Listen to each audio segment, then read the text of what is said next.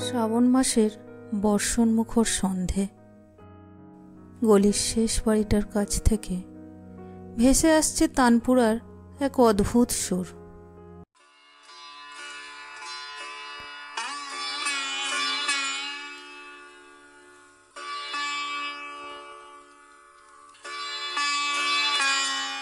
মন দিয়ে শুনলে তানপুরার মাতাল সুরের সাথে নিজেকে ভাসিয়ে দিতে ইচ্ছা করে। আজ সারাদিন ধরেই নাকি বেজে চলেছে তানপুরাটা।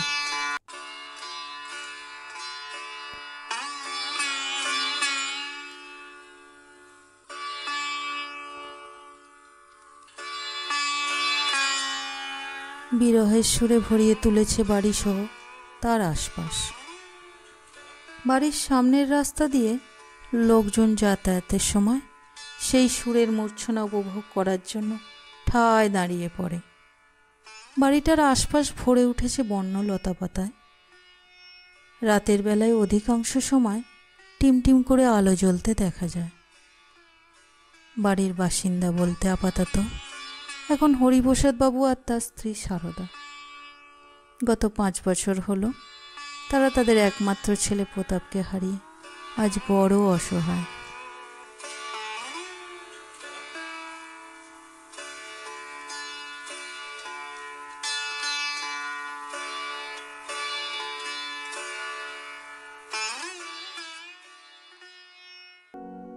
সারদা এবং হরিপ্রসাদের 15 বছর দাম্পত্য জীবনে নিঃসন্তান থাকার পর হঠাৎ একদিন এক সাধু বাবার আগমন হয়। তার আশীর্বাদে তারা সন্তান লাভ করে। বোম শঙ্কর, বোম শঙ্কর, কিছু ভিক্ষা দে মা। হ্যাঁ বাবা, এক্ষুনি দিচ্ছি।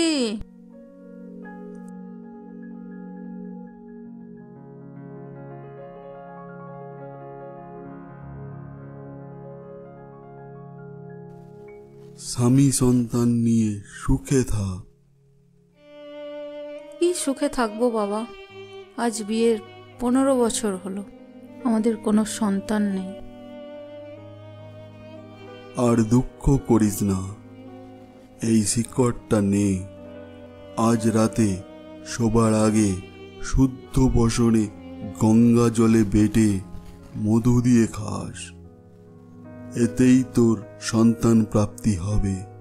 তবে হ্যাঁ, একটা কথা মনে রাখিস, 21 বছরের জন্মদিনের দিন সেই সন্তান যেন বাড়ির বাইরে এক পাও না বের হয়। যদি একবার বের হয়ে যায় তাহলে সে আর ফিরবে না, মনে রাখিস এটা। এই বলে সাধু বাবা চলে যায়। আর সাধুর কথা মতো সারদা ওই শিকড় বাঁটা খেয়ে এক ফুটফুটে পুত্র সন্তানের জন্ম দেয়।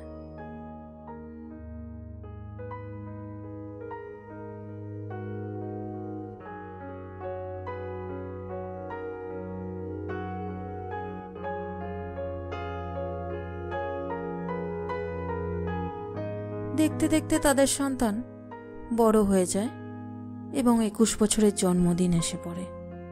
কিন্তু সাধু বাবার বারণের কথা তারা ভুলে যায়। আর সেই দিনই ঘটে এক অঘটন। ছেলের আবদারে হরপ্রসাদ বাবু কিনে দেয় একটা লাল রঙের মোটরসাইকেল।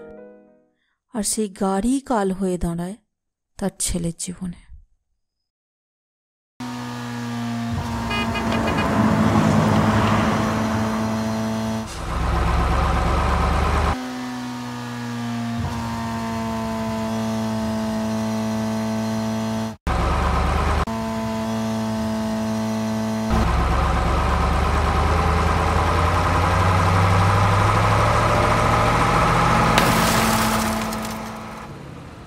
সড়ক দুর্ঘটনায় বেপরোয়া গাড়ির গতির বলি হয় এক তরতাজা প্রাণ।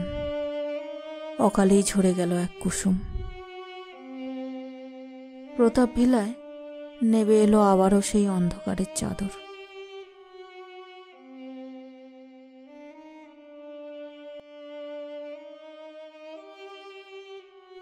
এই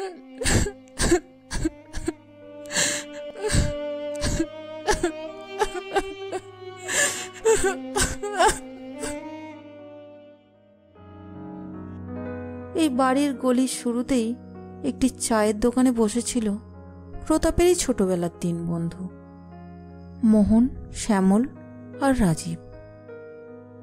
মোহন চা খেতে খেতে বলে উঠল, প্রত্যেক বছর আজকের দিনে মাসিমার পাগলামিটা যেন বেড়ে যায়। সারাদিন ছেলের জন্য তানপুরা বাজিয়েই যাচ্ছে। রাজীব উত্তেজিত হয়ে বলল, খবরদার মোহন, উল্টোপাল্টা কথা বলিস না। মাসিমার দুঃখ তুই ভালোই বুঝিস, তাও ব্যঙ্গ করছিস? ছি।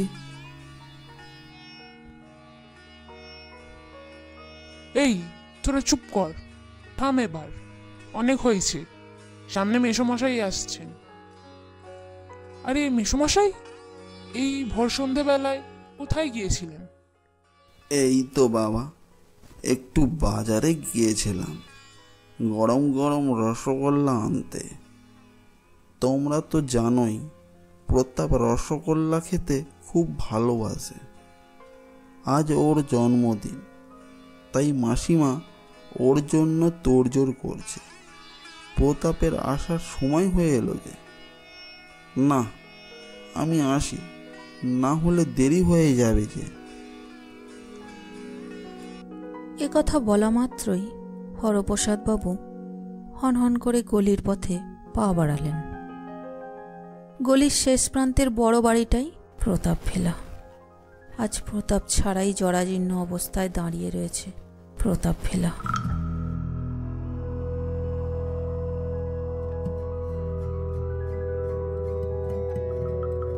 এদিকে শ্যামল একটা চায়ে চুমুক মেরে বলল,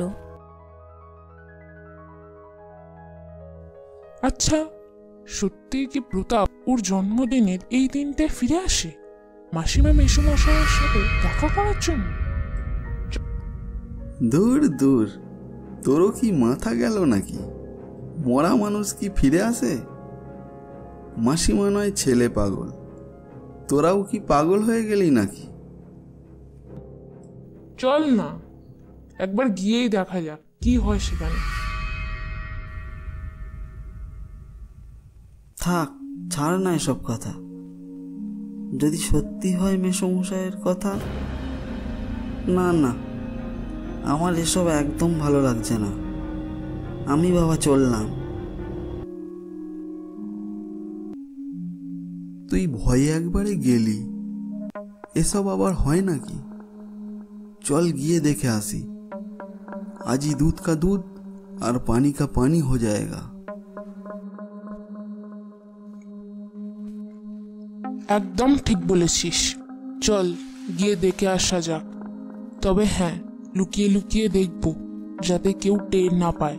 যদি সত্যি ভূত থাকে আর প্রতাপ যদি সত্যিই আসে, আমরা দেখব, আমাদের কৌতূহলও মিটবে আর ভূত দেখার শখও মিটবে।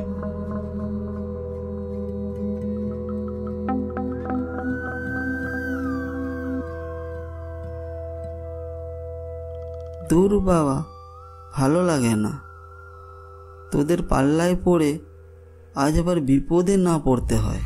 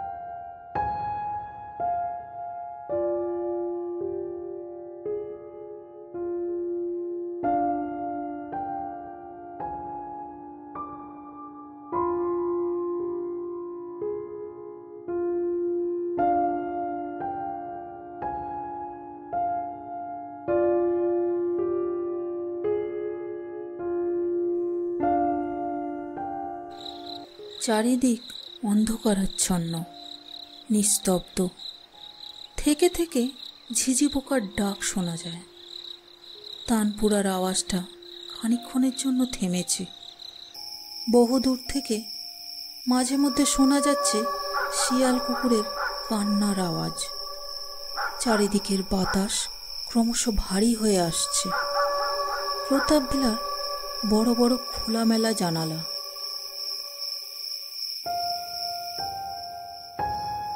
বৈঠকখানায় প্রতাপের জন্মদিনের আয়োজন। তিন মূর্তি খুব সাবধানে বৈঠকখানার জানালায় চোখ রাখল। সবকিছু পরিষ্কার দেখা যাচ্ছে। অপর পাশের দূরের আর একটা জানালা হাট করে খোলা। জানালার সামনেই রয়েছে একটি লাল সোফা। এই সোফাটা প্রতাপের খুবই প্রিয় ছিল। প্রতাপের ফটোর পাশে ফুলদানিতে জায়গা করে নিয়েছে মেসমশাইয়ের কিনে আনা রজনীগন্ধাগুলো। মাসিমা হাতে পায়েসের বাটি নিয়ে অঝরে কেঁদে ফেললেন।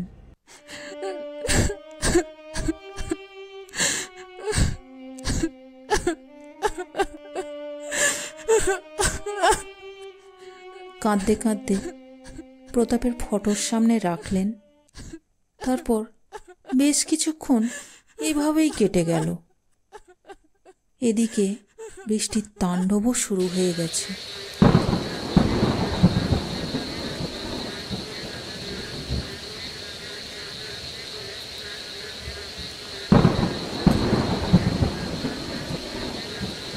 আশেপাশে দু একটা বাজ পড়তে শুরু করেছে। ঘরের কাছেই একটা বাজ পড়ল।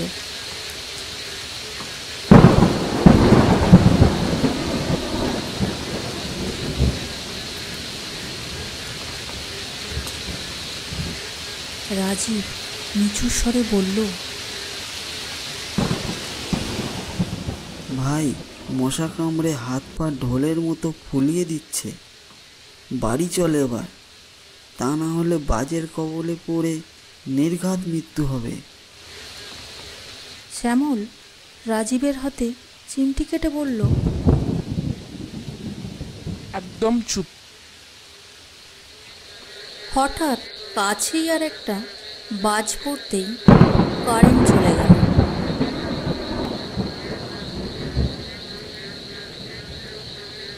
ঘরের ভিতরে মাসিমা একটা বড় মোমবাতি জ্বালালেন। ঘরের বাইরে ঘুটঘুটে অন্ধকার, আর ঘরের ভিতরে আলো আঁধারের খেলা।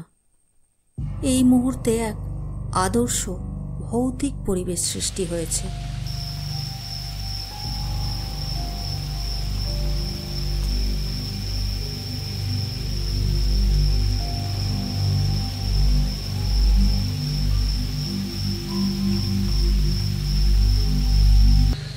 বাড়ির পাশে দূরের বাগানে একটা শিয়াল কাঁদতে লাগলো।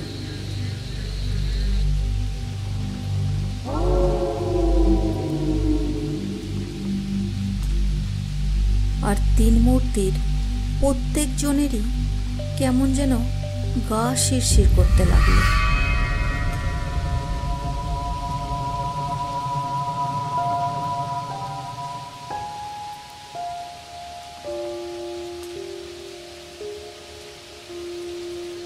তিনজন যেখানে দাঁড়িয়ে আছে, পিছনে তাদের জমাট বাঁধা কালো অন্ধকারে অস্পষ্ট দেখা যাচ্ছে দু একটা তাল গাছ ও একখানা প্রাচীন বট গাছ তার অজস্র ডালপালা ছড়িয়ে দাঁড়িয়ে আছে।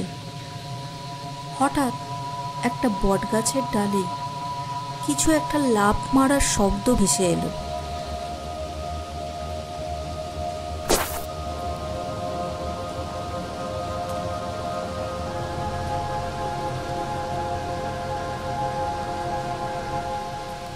তিন মূর্তি ওই গাছের দিকে ঘুরে দাঁড়াতেই একটা বাজ পড়ল আবার।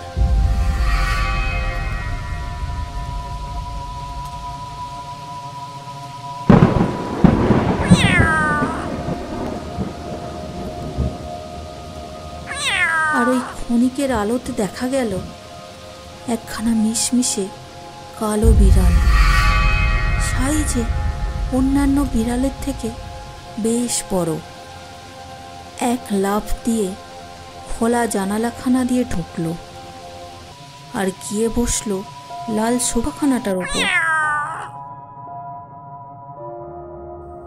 আর বিড়ালটা ঢোকার সঙ্গে সঙ্গে মাসিমা হঠাৎ সজীব হয়ে উঠলেন এবং তিনি বলে উঠলেন,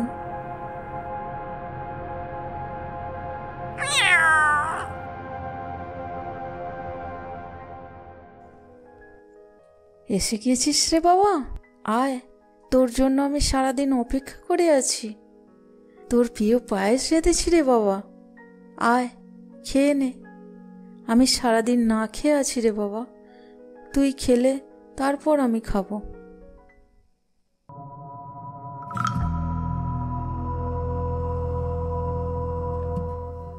এদিকে মোহন ঘরের বাইরে ফিসফিসিয়ে বলল, এত বড় বিড়াল? তোরা চুপ কর, দাঁড়া দেখ কি হয়।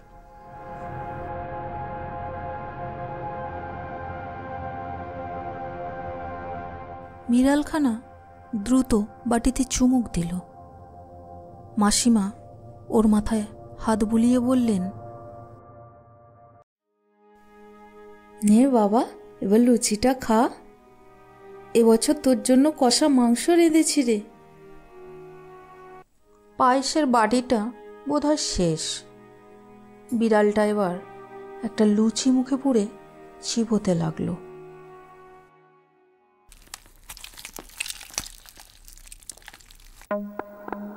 দূর, সত্যি মাসিমা পাগল হয়ে গিয়েছেন।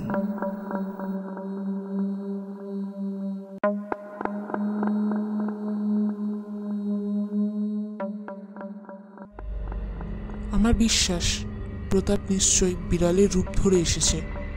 না হলে তুই একবার ভাব, এই বড় বিড়ালের মতো প্রাণীটা এতক্ষণ ধরে বাধ্য ছেলের মতো কথা শুনছে। শোন, যে কোনো প্রাণীকে মন ভরে খেতে দিলে পোষ মানে অনেক সময়। দেখিস না জিওগ্রাফি চ্যানেলে কেমন হিংস্র জন্তুগুলো একজন লোকের কাছে পোষ মেনে খেলে বেড়ায়, আদর খায়। থাক, আর বোঝাতে হবে না, আমার কীরকম একটা অন্যরকম লাগছে।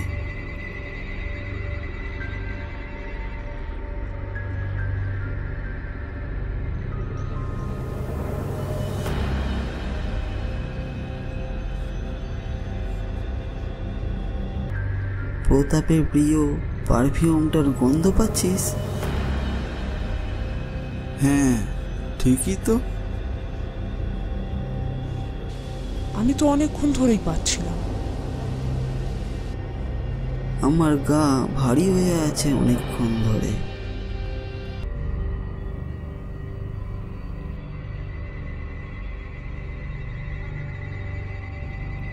মোহন আর শ্যামল কোনো কথা বলল না। এরপর মাসিমা বললেন, পুরোটা খেয়েছিস বাবা? তা কেমন লাগলো?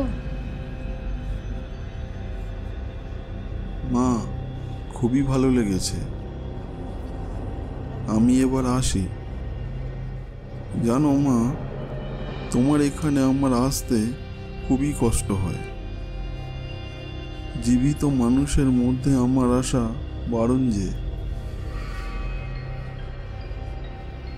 এই কথা বলে এক লাফ মেরে বেরিয়ে গেল বড় বিড়ালটা।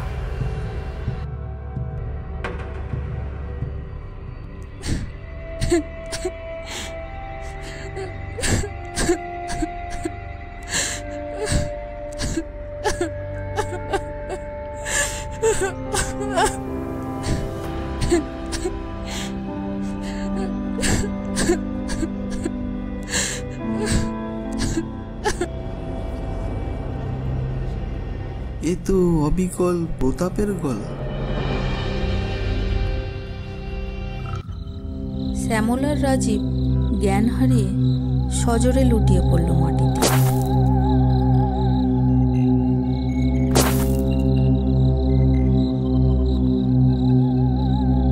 তারপর বিড়ালটা মোহনের সামনে আসে আর বলে ওঠে, তোরা এখানে কি করছিস?